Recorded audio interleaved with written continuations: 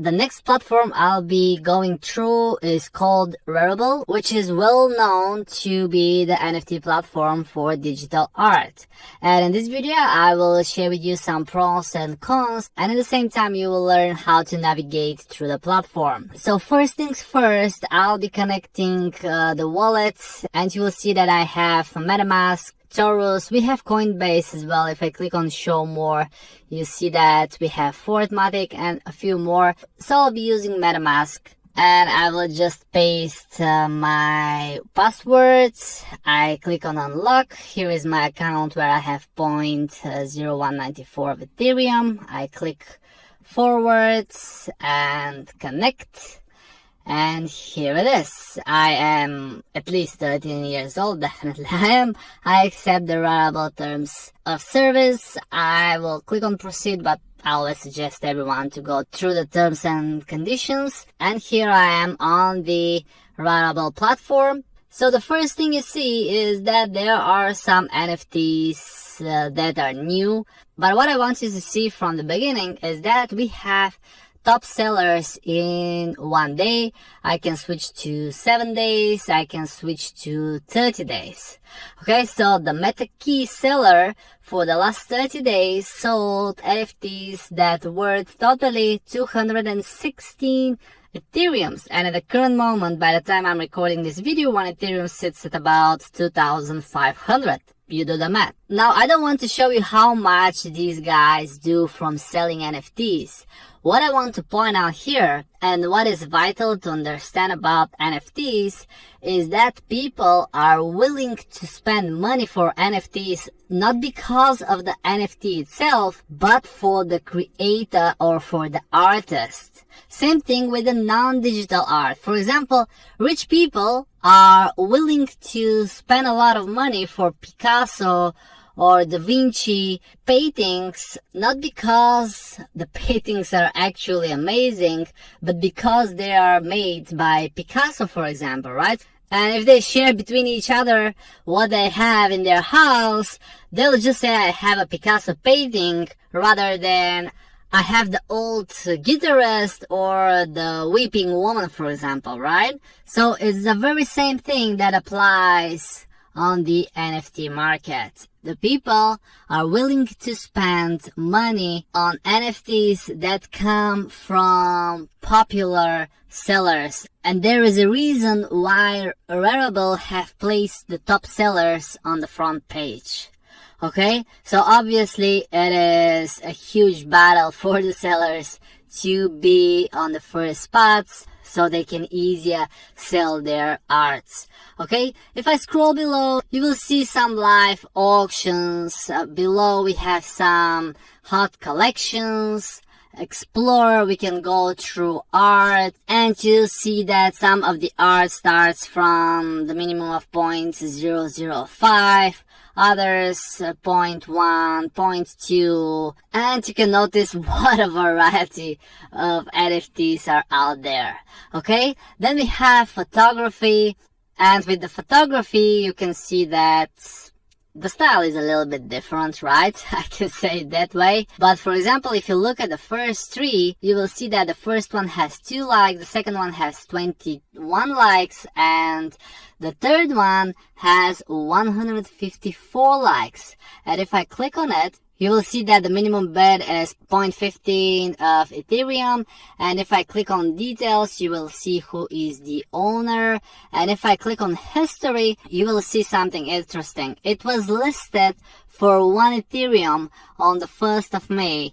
Then the owner reduced the price to 0.6, then to 0.5, 0.46. Then there was a bid of 0.02.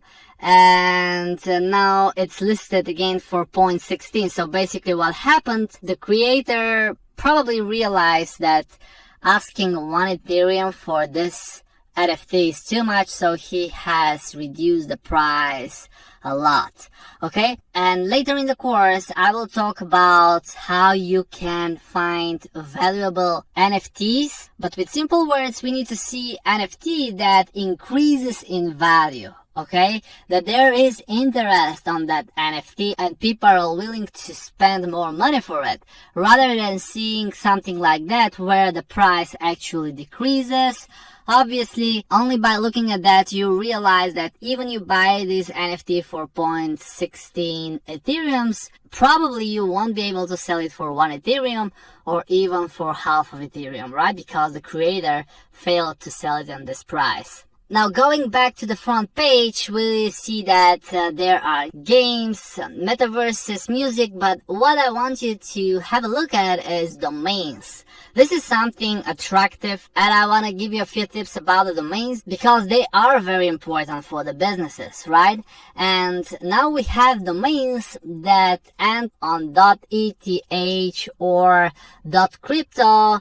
And probably with the time, we will see more and more websites in the crypto space with .eth or .crypto. However, what is very important here is that if you are looking to buy domain name, you should be looking for shorter name. And of course, the shorter it is, or the clearer the name is, it will cost more money. For example, very randomly here, you see that NFT Panda starts from 1 Ethereum and Rock and Coin starts from 0.1. Okay, so NFT has the name and has the NFT keyword inside. Obviously, it is more suitable for NFT platform or for a platform that is related with NFTs compared to Rock and Coin. And if I click on load more, you will see many others. And for example, Cardano.eth, you see that it starts from nearly 400 Ethereums, right? And probably this will be a valuable domain name one day for the Cardano community. And you see that on the current page where I'm randomly, it has probably the highest price. Or I have missed to see some other. Okay, so for the domain names, it's important to have a keyword, a popular one. It's important the name to be short and clear. If it is one word, that is even better. If it's longer, probably it won't increase a lot in value. And on the right side, we have the filter, and you can sort them by the cheapest or the highest price, for example. So you can see that current moment, the OX B1.Ethereum has a starting price of 100,000 Ethereums. And if I click on it and I click on bits, I doubt, honestly, that there will be any bids above that price, okay? So, what we have on the top is the Explore section. Then we have My Items. So if you have bought any, you will see them inside your wallet. Or if I have connected to my MetaMask, they will be actually stored into my MetaMask. Then I have Following. So for example, if I go back and I click on any of the sellers very randomly, okay, let me click on the meta key, which is the first one. I can click on follow, and then I have to sign that I want to follow. And then on following, you will see that if I refresh, I will have the items from that creator, right? So this way you can follow the new NFTs from the creators you are following. Then we have activity, where you will see simply history of everything you have done.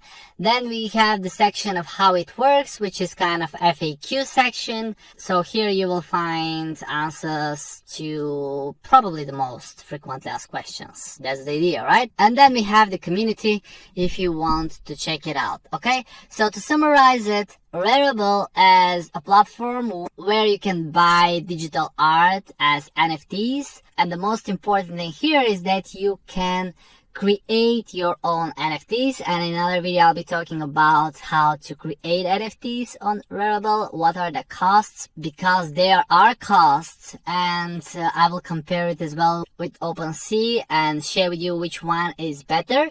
And on the other hand, you can buy NFTs from different sellers. And one more time, usually the people are willing to spend money for items that are created from popular people, influencers, someone they like to follow, and not that much for the NFT itself. So if you have someone who you are following, you're a big fan of an artist, and he is on Rarible, then you can just start following him and buy some of his NFTs whenever they are launched on the platform. And let me know if you have any questions at any moment. Cheers!